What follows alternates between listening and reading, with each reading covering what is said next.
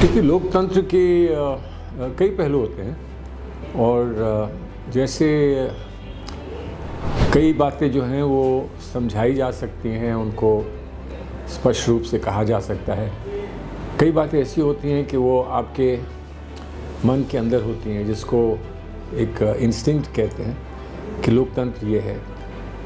जो वास्तविकता में लोकतंत्र है वो दो चीज़ें होती हैं। एक कि आपको अपना मत, अपनी बात, अपनी इच्छा और अपने विचार प्रस्तुत करने का अवसर हो और उनका प्रभाव कार्यशैली पर हो, जो भी प्रबंधक है उस पर हो, ताकि वो ये कह सके कि मैंने आपकी इच्छा के अनुसार, जो आम इच्छा है, सब लोगों की इच्छा को समझने के बाद मैंने ये निर्णय लिया है और मैंने ये कार्य किया है। दूसरा ये है कि जब विवाद होता है तो विवाद में जो लोग पक्षधर होते हैं सरकार के, जो सरकार चुनी हुई होती है या जिसके पास बहुमत होता है, उनका जो विचार है उस विचार से, या जिस विचार का विरोध करते हैं या असहमत होते हैं उस विचार से, तो उनको कहाँ जगह कार्य प्रणाली में उनको कहाँ जगह प्राप्त हो सकती है, उनको अपनी पहचान बनाने का क्या मौका मिल सकता है।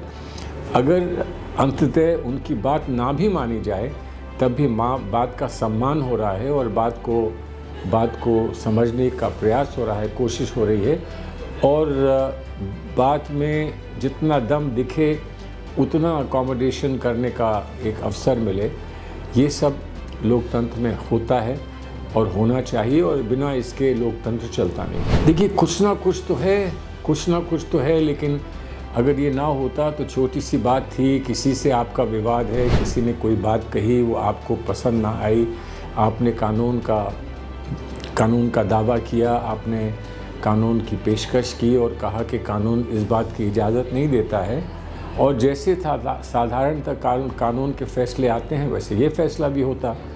और जैसे कहा जाता है कि कोई भी कितना ही बड़ा क्यों ना हो, कानून से ऊपर नहीं होता, कानून का दायित्व है, वो सबको मानना पड़ता है। लेकिन इसमें इतनी रुचि क्यों ली जा रही है? बहुत सारे इसके बारे में घटनाक्रम में ये लोग बताते हैं कि इसको पहले ये दावा पेश किया गया, दावा कर्नाटक में होना चाहिए था, कोलार में होना चाहिए था, जहाँ ये बात कही गई थी, जो जिस बात से आपत्ति है, उसको गुजरात क्यों लाया गया, गुजरात में क्यों किया गया, और फिर जब शायद कुछ ऐसा लगा कि ये बात जो है वो सही बैठेगी नहीं, तो स्वयं जिसने शिकायत की थी वो जाके हाई कोर्ट से स्टे ले आता है। फिर लगता है कि यहाँ मामले गर्म हो रहे हैं, अडानी जी की बात हो रही है, अडानी जी पर आरोप लग रहे हैं, राहुल गांधी लगातार प्रहार कर रहे हैं। तत्काल उसके बाद हाई कोर्ट से वापस लिया जाता है कि मुझे कोई आपत्ति नहीं है, इसको वापस हम ले लेते हैं, और अब कार्रवाई जो है वो ट्रायल कोर्ट में कार्रवाई चलनी चाहिए, और तत्काल कार्रवाई शुरू हो जाती है। हम सब जानते हैं कितना समय लगता है। इतनी तीव्र गति से कार्रवाई हुई, ये बात समझ में नहीं आई कि एक दिन में डिस्क्वालिफिकेशन आ गया, डिस्क्वालिफिकेशन के दो दिन के अंदर घर खाली करने का नोटिस आ गया। ये बात बिल्कुल समझ में नहीं आई। और दूसरी तरफ ये आंकड़े लगाए जा रहे हैं कि कितनी जल्दी अब इलेक्शन कमीशन की तरफ से वायनाड में चुनाव की फिर से घोषणा हो जाएगी। तो ये सब चीज़ें हैं, उससे कुछ लगता है कि ये कोई साधारण जो कार्य प्रणाली होती है न्यायालय की, उससे हट कर ये कुछ है। देखिए, ओबीसी का अपमान किया या नहीं किया, इसके कोई तथ्य तो होने चाहिए।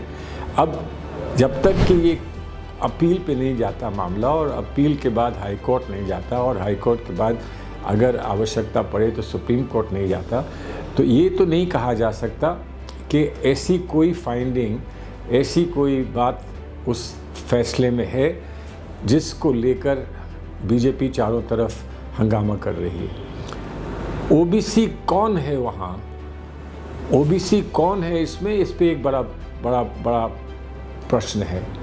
और ओबीसी कोई है भी तो ऐसा नहीं हो सकता कि एक व्यक्ति विशेष को आप कहें कि तुमने गलती की है तो ये कहा जाए कि ये आप ओबीसी के खिलाफ कह रहे हैं, या किसी आप उच्च किसी संस्था के पर ये सवाल कर रहे हैं, या कोई अल्पसंख्यक हो तो आप कहें कि अल्पसंख्यक समाज पे सवाल कर रहे हैं।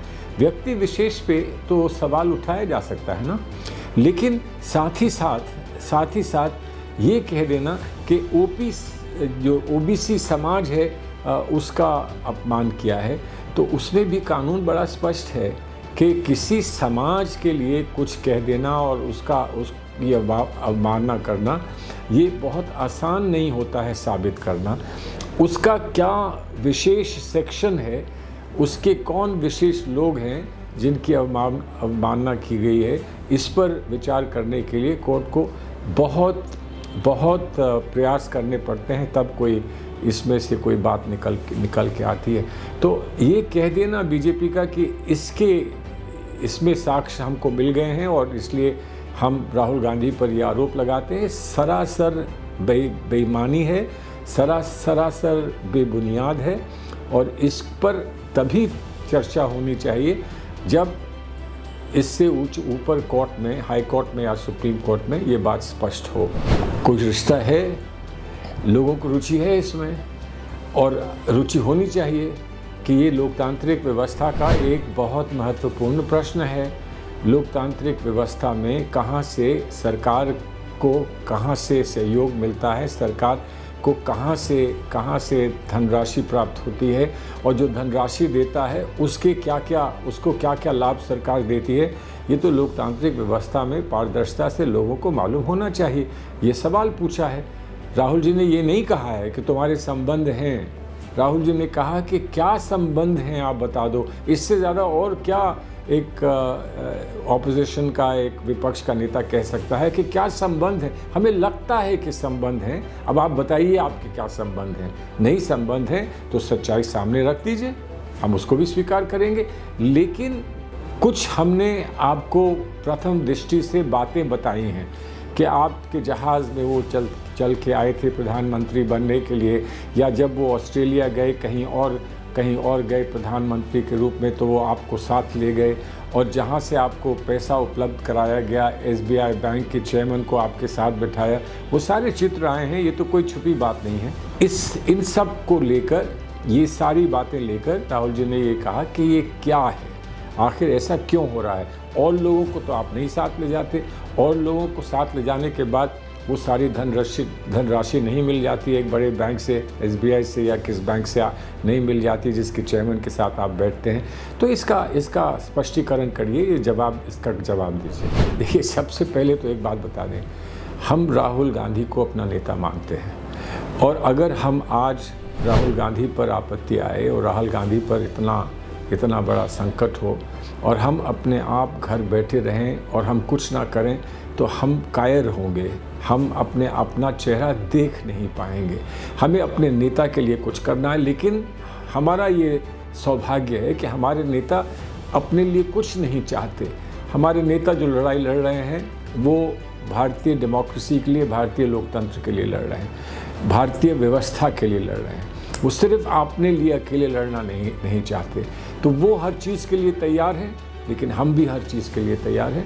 हमको भी संघर्ष में कितने दूर तक जाना पड़े, कितना भी कष्ट उठाना पड़े और कितना भी बड़ा बलिदान हमको देना पड़े, हम देने के लिए तैयार हैं। हम मानते हैं इसमें दोनों बातें हैं, हमारी निष्ठा, हमारी आस्था हमारे नेता में, और जो हमारा विश्वास हमारी पार्टी में है, हमारी पार्टी के साथ हमारे देश में है, हमारे मुल्क में है, हमारे संविधान में है। उसकी लड़ाई लड़ने के लिए हम जहाँ तक होगा वहाँ तक जाएंगे।